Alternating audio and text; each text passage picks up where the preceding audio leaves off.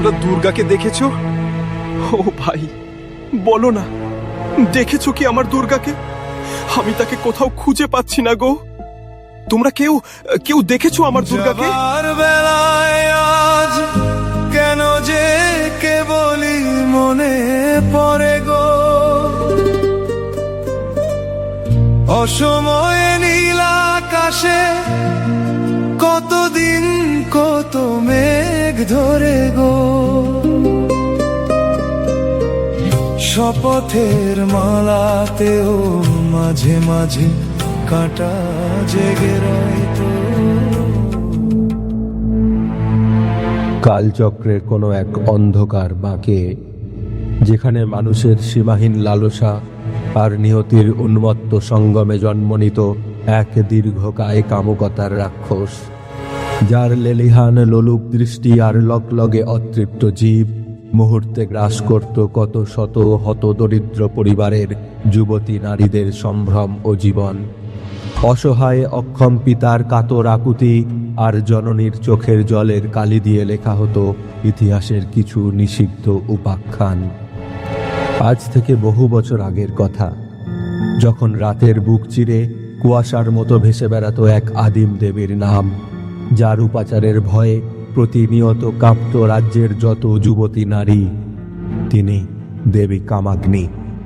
সেই দেবীর শ্মশানবেদিতে কোনো রাজকন্যা আসতো না, আসতো ছলে বলে কৌশলে ধরে আনা কোনো এক দরিদ্র ঘরের কিশোরী। রাজকীয় শৃঙ্গার আর কৃত্রিম কামসুখের মায়াজাল বিছিয়ে প্রথমে তাকে নিয়ে যাওয়া হতো কামনার চরম শিখরে, আর ঠিক তখনই সেই মায়া রূপান্তর হতো তীব্রতম যাতনায়।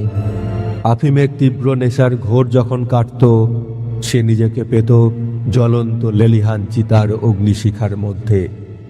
উন্মত্ত জনরাশির পৈশাচিক উৎসবের উল্লাসে হাজারো কণ্টক বিদ্ধ করা হতো সেই অভাগা যুবতীর সারা শরীরে। তার বুক ফাটা আর্তনাদ ঢাকতে আরো জোরে জোরে বেজে উঠত ঢোল আর মাদল। হাজারো কণ্ঠের তান্ত্রিক মন্ত্রে আকাশ বাতাস কাঁপিয়ে সেই নারীর জীবনের সমস্ত সুখ চিরতরে অঞ্জলি দেওয়া হতো দেবীর চরণে।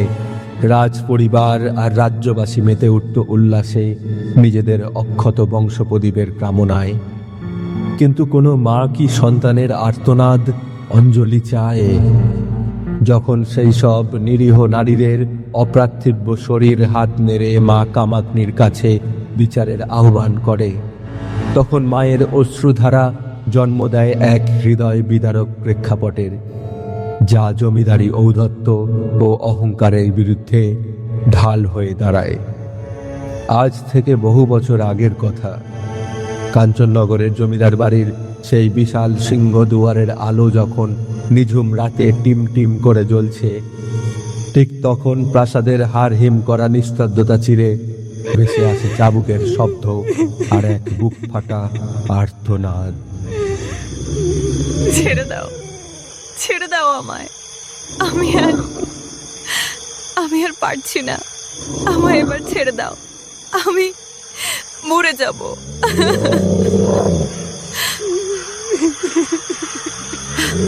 দরজা খোলো, দরজা খোলো অতীশ, দরজা খোলো অতীশ। অহল্যা, এ কি দশা তোমার?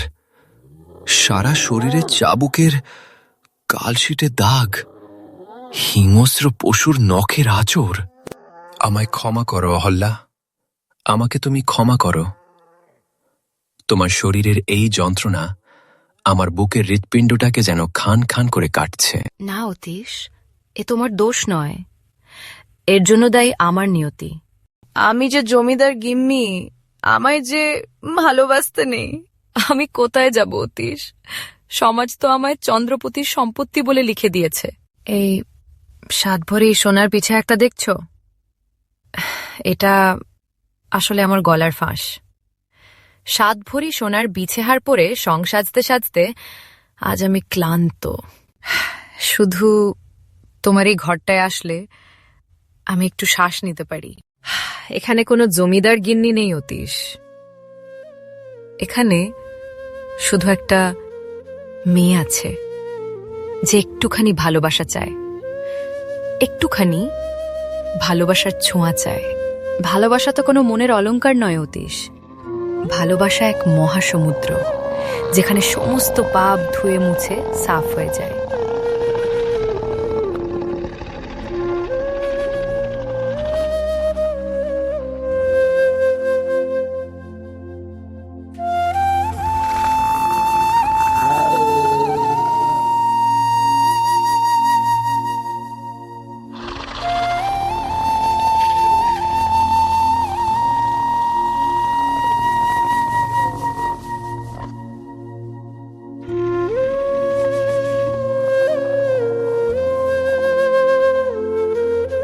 সেই রাতে সেই প্রাচীন কাঠের পালঙ্কের ওপর দুটি শরীর এক হয়ে গেল। কোনো লালসা নয়, এক পবিত্র ভালোবাসার চাদরে নিজেদের মুড়ে নিল তারা। তখন অহল্যার ঠোঁট আর কোনো ভয় কাঁপছিল না। অতীশ তাকে জড়িয়ে ধরে রইল, যেন এই আলিঙ্গন ইহকাল ও পরকালের অনন্ত মহা আকাশেও অবিচ্ছেদ্য হয়ে থাকবে। এইভাবে রাত ফুরলো, সকাল হলো, কিন্তু কাঞ্চননগরের আকাশে সেদিন যে সূর্য উঠল তা কোনো আলো আনলো না। আনলো এক কালান্তক অন্ধকার। জমিদার বাড়ির চাকর বাকর আর আত্মীয় স্বজনদের কান্নার রোলে গম গম করে উঠল পুরো জমিদার বাড়ি।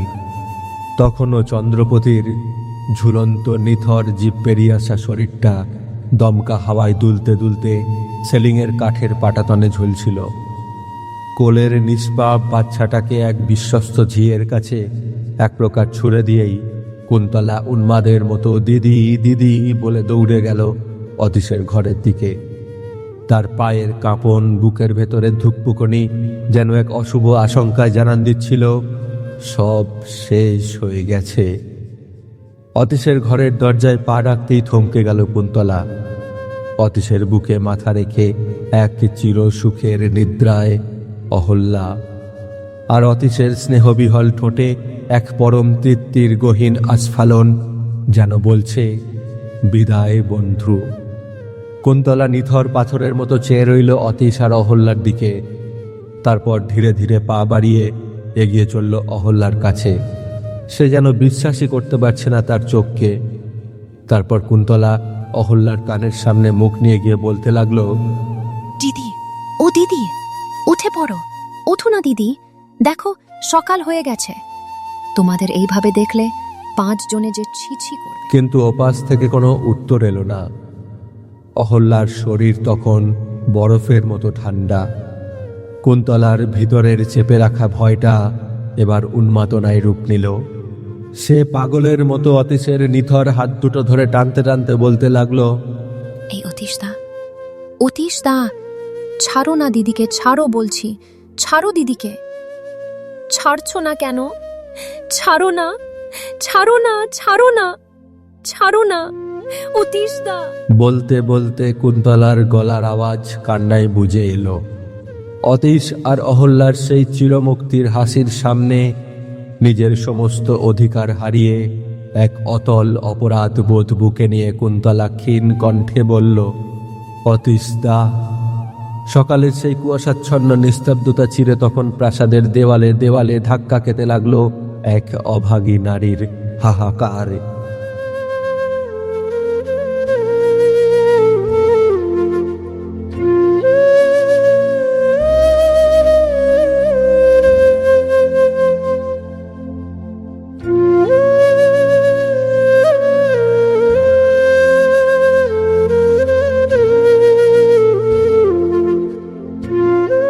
তার স্মৃতির আঙিনায় এসে দাঁড়ালো সেই অতীশ, একগোছা গোলাপের কুড়ি হাতে নিয়ে।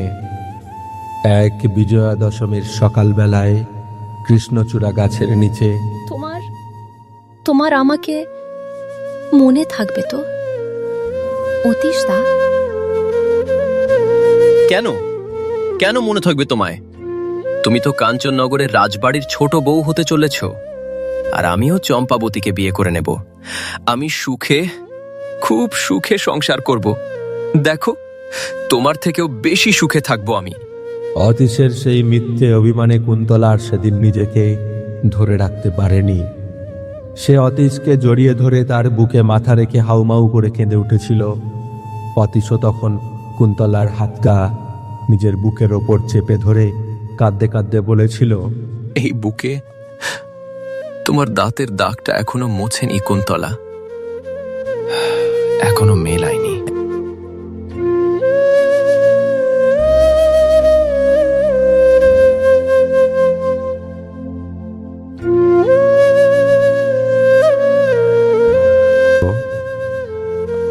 এত বছর পর এই অন্ধকার মহলে এই পালঙ্কে শুয়ে থাকা নিথর অতীশের দেহের পাশে বসে কুন্তলার কানে সেই ছোট্টবেলার অতীশ কুন্তলার মধুর ডাকটাই ক্রমাগত হাতুড়ির মতো বাজতে লাগলো। বাইরে তখন শুরু হয়ে গেছে শেষ বিদায়ের কীর্তন। অতীশের ঘরের বন্ধ জানলার ওপার থেকে অন্তর অন্তর ধেয়ে আসছে খোলকরতালের আওয়াজ, আর এক ঝাঁক স্থূল কণ্ঠের গম্ভীর স্বরে বলহরি হরিবোল ধ্বনি। যে জমিদারি দম্ভ একদিন আকাশ ছুঁয়েছিল, আজ তা চারটে কাঠের ওপর কাঁধে চড়ে রওনা দিয়েছে মহা শ্মশানের দিকে। প্রাসাদের অন্দরে পড়ে রইল দুটো পবিত্র লাশের আলিঙ্গন, আর বাইরে ছাই হওয়ার পথে এগিয়ে চলল এক পাপের ইতিহাস।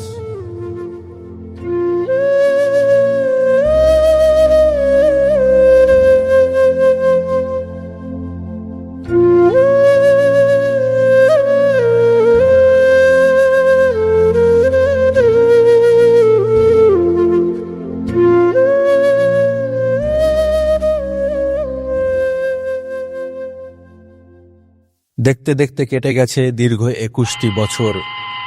কাঞ্চননগরের সেই জরাজীর্ণ জমিদার বাড়িতে এখন পা রাখল শহরের কলেজ থেকে পড়াশোনা শেষ করে ফেরা এক সুদর্শন প্রখর বিজ্ঞান মনস্ক যুবক উজান। ও কি করছে সুজান? এই ঘরে তোর জ্যাঠামশাই চন্দ্রপতি আত্মহত্যা করেছিলেন। এই ঘরের তালা খুলিস না বাবা। মা, তোমরা যে কি সব পুরনো কুসংস্কার আঁকড়ে বেঁচে আছো। মৃত মানুষ কখনো ফিরে আসে না। আজ থেকে আমি এ ঘরেই থাকবো। সময় নদীর স্রোতের মতো বয়ে যায়, তবে কিছু অভিশাপ কাঞ্চননগরের রাজপ্রাসাদের পাথরের দেওয়ালের গায়ে চিরকালের জন্য খোদাই করা চিহ্নের মতো হয়ে থাকে। একদিন সন্ধ্যায় উজান নিজের ঘরে একা বসে একাগ্র মনে বই পড়ছিল। হঠাৎ সেই নিস্তব্ধতা চিরে তার কানে ভেসে এলো এক অতি ক্ষীণ মিষ্টি গুনগুন স্বরে গান গাওয়ার আওয়াজ। উজান বইটা রেখে সম্মোহিতের মতো পা বাড়ালো সেই পাশের ঘরের দিকে, সেই পালঙ্কের ঘরের দিকে।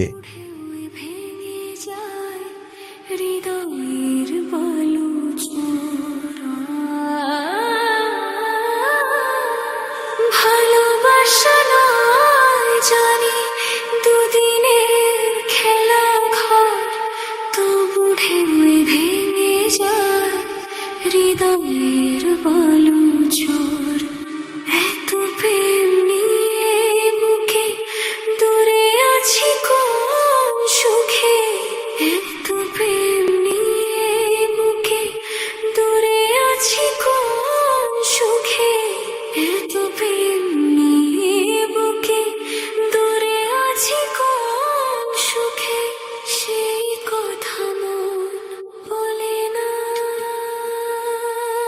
সাথী, ভালোবাসা মন ভোলে না। কিন্তু ঘরে ঢুকে দেখল চারপাশ ঘুটঘুটে অন্ধকার, কেউ কোথাও নেই। উজান যখনই হতাশ হয়ে পিছন ফিরতে যাবে, তখনই দরজার সামনে এক মৃদু চুরির শব্দ হলো।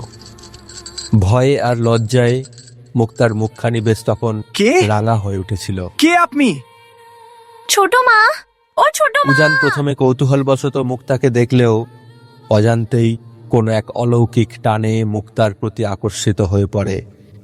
ততক্ষণে ছোট মা কুন্তলাও ঘরে প্রবেশ করে উজানকে বলে, উজান, এ হলো আমাদের নায়েব মশাই দীনদয়াল বাবুর মেয়ে মুক্তা।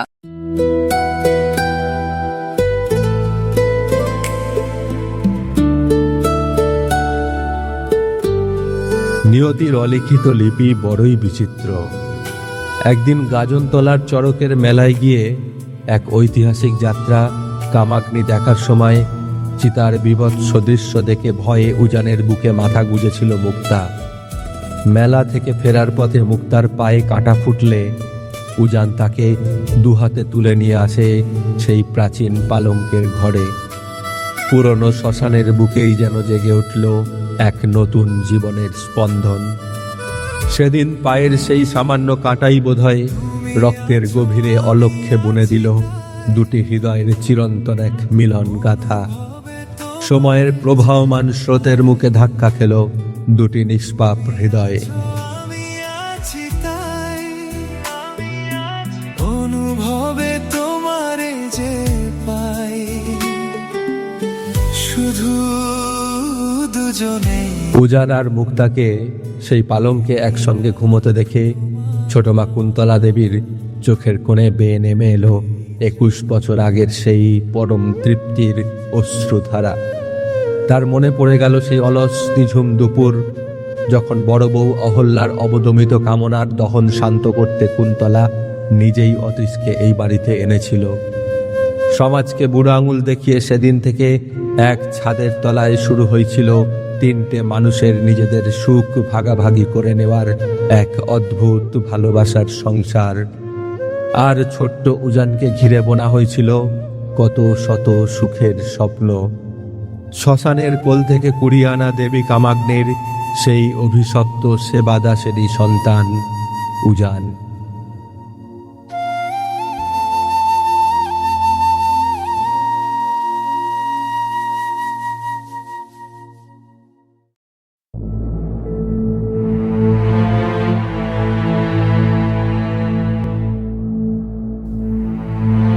জমিদারির কাজে উজানকে যেতে হলো দুর্ধর্ষ ডাকাতদের ডেরা সাতডিঙা গ্রামে।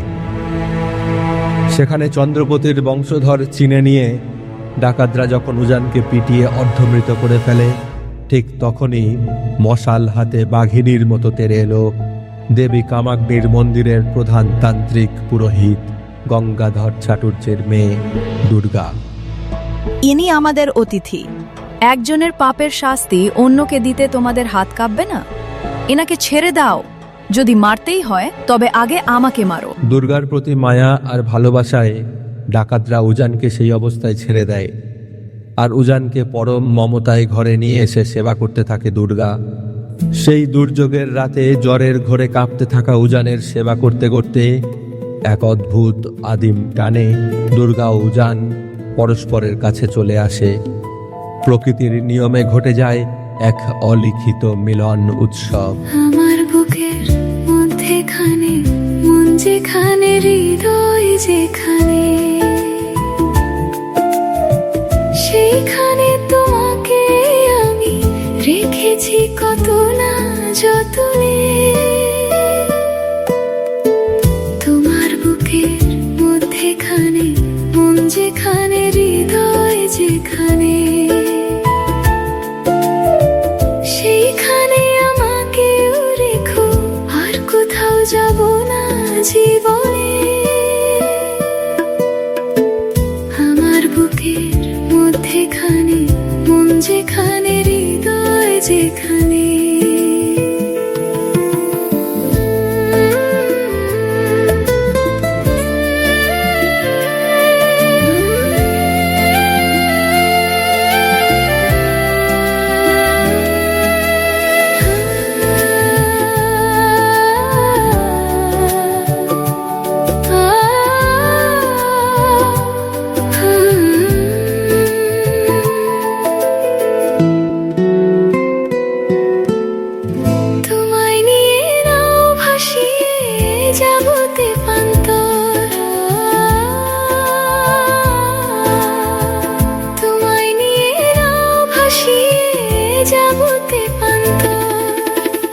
ভালোবাসার ঘর বানিয়ে হব দেশান্তর।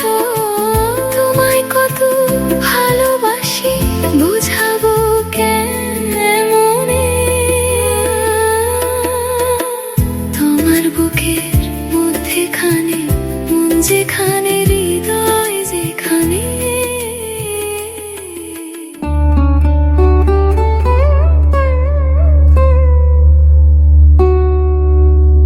কাঞ্চননগরের জমিদার বাড়ি আলোয় আলোকময়। বিয়ের মণ্ডপে কনের সাজে মুক্তা, পাশে বরবেশে উজান। উজান যেই না মুক্তার সিঁথিতে সিঁদুর ছোঁয়াতে যাবে, সিংহদুয়ারের দরজা ভেঙে এক বজ্রগম্ভীর চিৎকার। দাঁড়াও! পুরো মণ্ডপের মানুষ চমকে উঠে পিছন ফিরে তাকায়। দরজার মুখে দাঁড়িয়ে আছেন স্বয়ং প্রধান পুরোহিত গঙ্গাধর তান্ত্রিক, আর তার পাশে মলিন পোশাকে দাঁড়িয়ে আছে তার মেয়ে দুর্গা, যার চোখ দিয়ে জল গড়িয়ে পড়ছে এবং যার অবয়ব স্পষ্ট জানান দিচ্ছে যে সে আজ কুমারী নয়, সে আজ অন্তঃসত্ত্বা। চরিত্রহীন এই রাজবাড়ির রক্ত। উজান আমার বাড়িতে অতিথি হয়ে গিয়ে আমার মেয়ে দুর্গার সতীত্ব লুণ্ঠন করেছে। আজ তার গর্ভে এই রাজবংশের চিহ্ন। বরবেশে বসে থাকা উজান তখন এক জীবন্ত পাথরের মূর্তি। তার এতদিনের প্রখর বিজ্ঞান মনস্ক মন, সমস্ত যুক্তি আর অহংকার আজ ওই দরজায় দাঁড়িয়ে থাকা মেয়েটার চোখের জলের সামনে এসে যেন অপরাধীর মতো হাঁটু গেড়ে বসে পড়েছে। রাজবাড়ির অঙ্গনে যখন লোকলজ্জা আর সামাজিক সম্মানের তীব্র সংঘাত চরমে উঠেছে, তখন দুর্গা একরাশ অবদমিত আবেগ আর অপরাধ বোধের গ্লানি বুকে নিয়ে ধীর পায়ে উজানের দিকে এগিয়ে এলো। তার অশ্রু সজল মলিন মুখাবয়ব যেন এক নিরাশ্রয়ে হতাশার প্রতিচ্ছবি। সে উজানের চোখের দিকে তাকিয়ে ভাঙা ভাঙা গলায় বলতে লাগলো, উজান বাবু, আমি আপনার এই উৎসবের আলোয় কোনো অন্ধকারের ছায়া ফেলতে আসিনি। আমি মনে প্রাণে চাই আপনি সুখী হন। তবে প্রকৃতির সেই রুদ্র প্রলয়ের রাতে যে অলিখিত উপাখ্যান রচিত হয়েছিল, আজ আমি কেবল তারই এক জীবন্ত নিয়তি বয়ে এনেছি। আমি নিজের জন্য কোনো অধিকার বা সমাজ স্বীকৃত পরিচয় চাইতে আসিনি উজানবাবু, কিন্তু আমার গর্ভে আজ যে নিষ্পাপ প্রাণ স্পন্দিত হচ্ছে, সে তো আপনারই রক্ত, এই রাজবংশের চিহ্ন। আপনি দয়া করে তাকে অস্বীকার করবেন না। তাকে অমর্যাদা করা মানে তো আপনাকেই অপমান করা, আর আমি বেঁচে থাকতে আপনার অপমান সইতে পারবো না। দুর্গার এই আর্তনাদ মণ্ডপের প্রতিটি মানুষের বুকে গিয়ে যেন তীরের মতো বিঁধল। কনের সাজে বসে থাকা মুক্তা আর নিজেকে ধরে রাখতে পারল না। সে পিঁড়ি থেকে উঠে এগিয়ে এসে দুর্গার হাত দুটো শক্ত করে ধরে বলল, কেন তুমি উজান বাবুর অপমান মেনে নিতে পারবে না কেন? দুর্গার চোখ আবার জলে প্লাবিত হলো। সে পরম মমতায় মুক্তার কোণের সাজে রাঙা গালে হাত বুলিয়ে ধরা গলায় বলতে লাগলো, ভালো থেকো বোন, অনেক সুখী হও। আমি আসি। উজান বাবু, নিয়তির অমোঘ টানে যা হবার তা হয়েছে। আজ এই বিয়ের মণ্ডপে যজ্ঞের আগুন সাক্ষী থাকুক। দুটি নয়, তিনটি ব্যাকুল ভালোবাসা আজ এই পবিত্র আগুনে পুড়ে একসাথে সামাজিক স্বীকৃতিতে আবদ্ধ হবে। যে দেশের দুর্গা দিদিকেও তার প্রাপ্য মর্যাদা দিন উজান বাবু। কবিতা লেখে চলো না উজান একই মণ্ডপে দুর্গা ও মুক্তা দুজনের সিঁথি সিঁদুরে রাঙিয়ে দিল, কিন্তু সত্যের ঝড় তখনও বাকি ছিল। যে দেশে রামধনু এঁকে প্রেমীরা কবিতা লেখে, চলো না সেই দেশেতে কেউ খুঁজে পাবে না। কথার গুঞ্জন শুনবো দুজন, কেউ শুনতে পাবে না। যে দেশে রামধনু এঁকে প্রেমীরা কবিতা লেখে, চলো না সেই দেশেতে কেউ খুঁজে পাবে না।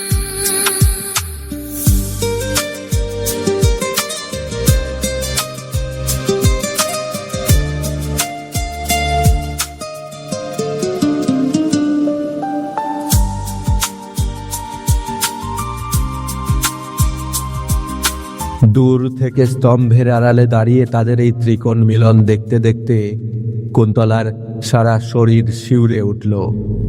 তার চোখের সামনে থেকে বর্তমানের মণ্ডপটা যেন এক লহমায় মিলিয়ে গেল। কুন্তলা স্তব্ধ হয়ে ভাবছিল, কালচক্রের কি অমোঘ মহিমা। ইতিহাস তবে এভাবেই রূপ বদলে ফিরে এলো। 21 বছর আগে অহল্যা, অতীশ আর তার নিজের সেই পরিচয়হীন সমাজ বহির্ভূত তিন হৃদয়ের যে নিষিদ্ধ ভালোবাসার সংসার কাঞ্চননগরের বদ্ধ ঘরে শুরু হয়েছিল, আজ ঠিক 21 বছর পর এক নতুন প্রজন্মের হাত ধরে খোদ বিয়ের মণ্ডপে প্রজাপতি অগ্নিকে সাক্ষী রেখে সেই একই তিন হৃদয়ের সংসার সামাজিক স্বীকৃতি পেল। কুন্তলার ঠোঁটের কোণে ফুটে উঠল এক রহস্যময় তৃপ্তির হাসি। সেই অদ্ভুত মায়াবী রাতে প্রাচীন পালঙ্কের বুকে উজান, মুক্তা আর দুর্গার প্রথম ফুলশয্যা বেশ ভালোভাবেই কাটল। তিনটি শরীর আর তিনটি মন যেন এক অলিখিত চুক্তিতে একে অপরের কাছে পরম আশ্রয়ে বাঁধা পড়ে গেল। কিন্তু অভিশাপের নিয়তি যখন শিকারী পশুর মতো ধাওয়া করে বেড়ায়, তখন সুখের বিছানায় কেউ কতদিনই বা ঘুমোতে পারে?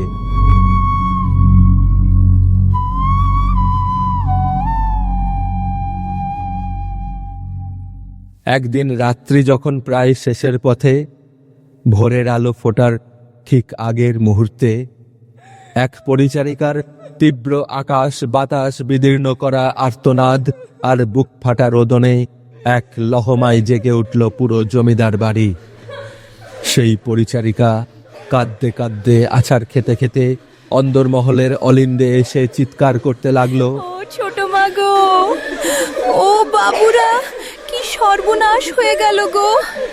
আমাদের দুর্গা মা, আমাদের বড় দিদিমণি শ্মশানের চিতায় জ্বলছে। তাড়াতাড়ি ওঠো সব। উজান বাবা, ও উজান বাবা, সর্বস্ব শেষ হয়ে গেল গো আমাদের। বাইরের সেই অভিশপ্ত শব্দগুলো, সেই বিকট চিৎকার যখন প্রতিটা হরফে স্পষ্ট হয়ে তাদের কর্ণকুহরে পৌঁছালো, তখন উজানের হৃৎস্পন্দন যেন এক মুহূর্তের জন্য স্তব্ধ হয়ে গেল। এক তীব্র আতঙ্কে, এক লহমায় উজান আর মুক্তা দুজনেই শয্যার পাশে দৃষ্টিপাত করল। কিন্তু হায়, সেই বিশাল রাজকীয় পালঙ্কের যে স্থানটি কিছুক্ষণ আগেও দুর্গার শরীরের গন্ধে, তার চেনা সুবাসে মায়াময় হয়েছিল, সেখানকার চাদর আজ সম্পূর্ণ শূন্য, বিবর্ণ। শীতল শয্যার শূন্যতা যেন এক পরম সত্যের মতো তাদের মুখের ওপর উপহাস করে উঠল। না না, এ কখনো হতে পারে না। তোমরা তোমরা সবাই আমার সাথে তামাশা করছো, তাই না? কোথায় দুর্গা? লুকিয়ে আছে তো? ও মুক্তা, বলো না, দুর্গা কোথায়? কোথায় দুর্গা? উজান দিক বিদিক জ্ঞান শূন্য হয়ে কাঞ্চননগরের সেই আঁকা বাঁকা মেঠো পথ দিয়ে পাগলের মতো দৌড়াতে শুরু করলো। পথে যাকে দেখছে তারই হাত চেপে ধরে অত্যন্ত ব্যাকুলতায় কান্নায় ভেঙে পড়ে জিজ্ঞাসা করছে, তোমরা দুর্গাকে দেখেছো? ও ভাই, বলো না, দেখেছো কি আমার দুর্গাকে? আমি তাকে কোথাও খুঁজে পাচ্ছি না গো। তোমরা কেউ কেউ দেখেছো আমার দুর্গাকে? পথচারীরা স্তম্ভিত হয়ে উজানের এই উন্মাদনা দেখতে লাগলো। কিন্তু উজান তখন জগৎ সংসার থেকে সম্পূর্ণ বিচ্ছিন্ন। সে কেবল এক অদৃশ্য আকর্ষণে, এক অলৌকিক নিয়তির টানে দৌড়াতে দৌড়াতে দেবী কামাগ্নির সেই অভিশপ্ত শ্মশান মন্দিরের পথের দিকে এগোতে লাগলো। শ্মশানের সেই জনমানবহীন ধুধু প্রান্তরে পৌঁছে উজান দেখল, সেখানে ধুলোবালি মেখে এক বিচিত্র উন্মাদের মতো দেখতে একটা ছোট্ট বাচ্চা ছেলে একাকী আপন খেয়ালে খেলা করে যাচ্ছে। উজান তার কাছে গিয়ে হাঁটু গেড়ে বসে পড়ল।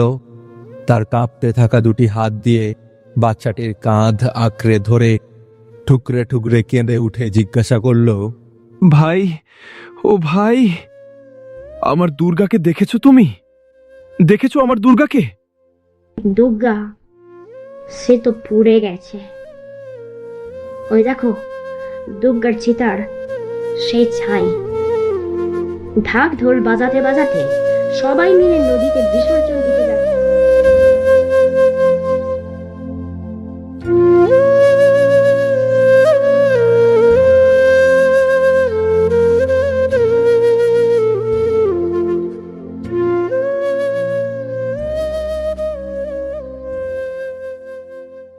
নদীর ঘাটে মুক্তা ও কুন্তলা এসে উপস্থিত হয়। মুক্তা ঘাটের পাড়ে দাঁড়িয়ে উচ্চস্বরে ডাকতে থাকে, দিদি, দিদি, ও দুর্গা দিদি, দেখো ছোট মার আমি তোমার জন্য দাঁড়িয়ে আছি, তাড়াতাড়ি এসো এখানে। মুক্তার উচ্চস্বর নদীর বুকে প্রতিধ্বনিত হতে থাকলেও দুর্গার কোনো স্বর বাতাসের হাওয়া বয়ে আনল না। চিতার পাশে পড়ে থাকা দুর্গার পরনের শাড়িটা হাতে তুলে বুকে জড়িয়ে ধরে উজান ধীর পায়ে আসতে থাকল মুক্তা ও কুন্তলার কাছে। দূর থেকে মুক্তা দুর্গার পরনের শাড়ি দেখে উন্মাদের মতো বলতে লাগলো, ওই তো ছোট মা, দিদি আসছে। ধীরে ধীরে তার সেই ব্যাকুলতা এক চরম ভয়ঙ্কর উন্মাদনায় রূপান্তরিত হতে শুরু করল। সে উজানের বুক চেপে ধরে ঝাঁকাতে ঝাঁকাতে চিৎকার করে বলতে লাগলো, কথা বলছো না কেন? পাথর হয়ে দাঁড়িয়ে আছো কেন তুমি? আমার দিদি কোথায় উজান বাবু? তুমি তাকে কোথায় রেখে এসেছো? আর্তনাদ করে উজানের হাত থেকে দুর্গার সেই শূন্য শাড়িটা কেড়ে নিয়ে নিজের মুখে বুকে চেপে ধরল মুক্তা। দুর্গার শরীরের সেই চেনা আতরের সুবাস, সেই মাতৃত্বের গন্ধ তখনও জড়িয়ে আছে শাড়িটায়, কিন্তু শাড়ির ভিতরে তার দিদি নেই। মুক্তা শাড়িটা জড়িয়ে ধরে নদীর তীরের ভেজা বালির ওপর আছড়ে পড়ল। তার মুখের সেই অবুঝ হাসি এবার এক বুক ফাটা তারস্বরে কান্নায় পরিণত হলো। সে নিজের বুক চাপড়াতে চাপড়াতে চিৎকার করে বলতে লাগলো, দিদি, দিদি, দিদি গো, কোথায় চলে গেলে তুমি দিদি?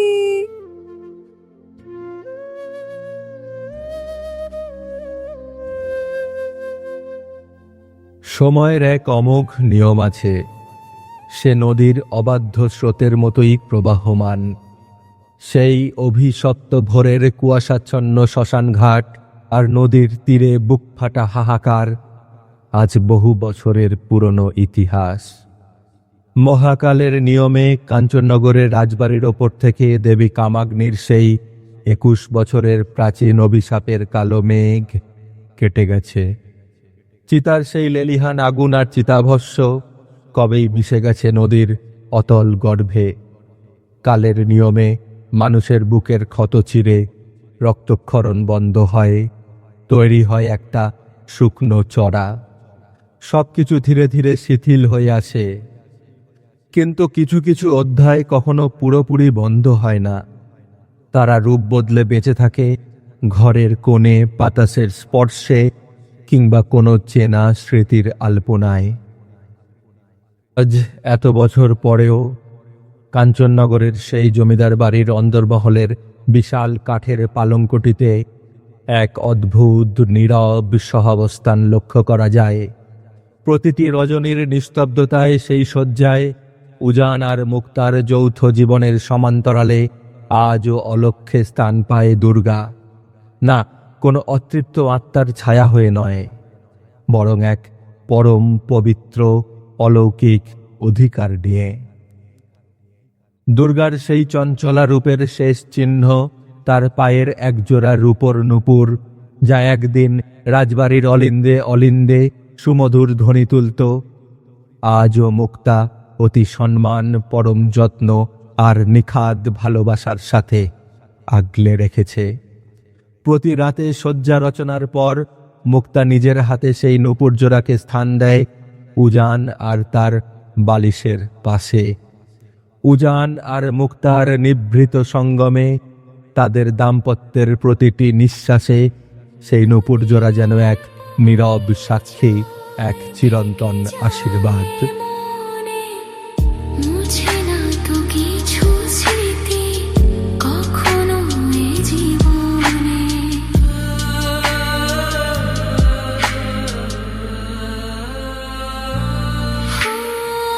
দুদিনের পরিচয় থেকে যায় মনে। উজান যখন গভীর রাতে মুক্তাকে নিজের বাহুবন্ধনে জড়িয়ে ধরে, তখন মুক্তার চুলের সুবাসে সে যেমন তার বর্তমানকে খুঁজে পায়, তেমনি পাশে রাখা সেই নূপুরের শীতল স্পর্শে সে অনুভব করে তার অতীতকে, তার দুর্গাকে। দুর্গা মরেও মরেনি। সে মুক্তা আর উজানের ভালোবাসার মেলবন্ধনে তাদের সেই মিলনসজ্জায় এক অনন্ত নূপুরের ধ্বনির মতো চিরকালের জন্য অমর হয়ে রয়ে গেছে। সাথী ভালোবাসা মন ভোলে না, ভোলে না। এতক্ষণ ধরে পালঙ্ক উপন্যাসের এই সংক্ষিপ্ত অডিও নাটকটি উপভোগ করার জন্য আমার সমস্ত শ্রোতা বন্ধুকে জানাই আমার আন্তরিক ধন্যবাদ। গল্পটা এখানেই শেষ হলেও আমি জানি বহু প্রশ্ন আপনাদের মনে ঘুরপাক খাচ্ছে। কেন দুর্গার এমন নির্মম পরিণতি হলো? কেন গঙ্গাধর তার নিজের মেয়েকে জীবন্ত চিতায় তুলে দিল? আর শুরুতেই চন্দ্রপতির কণ্ঠে ওই হিংস্র পিশাচের শব্দ, কি ছিল তার পিছনের অন্ধকার ইতিহাস? সময়ের স্বল্পতার কারণে এই সংক্ষিপ্ত অডিওতে পুরো উপন্যাসটি তুলে ধরা সম্ভব হয়নি। তবে আপনারা যদি এই রহস্য আর রোমাঞ্চের পুরো কাহিনীটি জানতে চান, তবে এখনই পড়ে নিতে পারেন সম্পূর্ণ উপন্যাসটি। নিচে দেওয়া লিঙ্কে ক্লিক করে প্রতিলিপি অ্যাপে চলে যান। সেখানে পালঙ্ক উপন্যাসের 5টি পর্বই উপলব্ধ আছে। আজকের এই পরিবেশনাটি আপনাদের কেমন লাগলো তা আমাকে কমেন্ট করে অবশ্যই জানাবেন। ভালো লাগলে লাইক করুন, শেয়ার করুন। আমি অপেক্ষা করব আপনাদের মূল্যবান মতামতের জন্য। বিদায়।